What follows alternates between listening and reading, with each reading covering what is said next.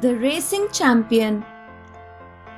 Ken the kangaroo was the racing champion of the forest. Ken always made fun of the animals who ran slowly. His favorite target was Pen, the little penguin, as he was slow.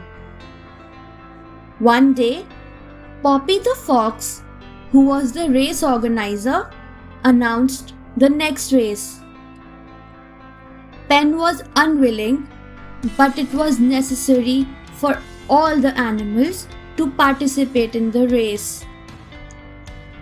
On the day of the race, Poppy led all the animals to the mountain top. Ken mocked Pen all the way.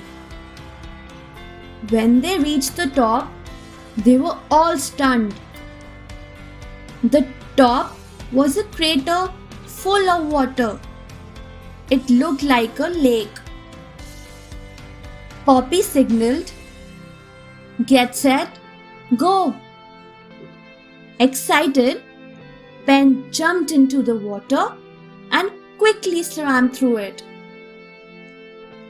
Pen was unbeatable and quickly reached the other end of the crater. He won the race. Ken and the others took a lot of time to finish the race. They were nearly half drowned.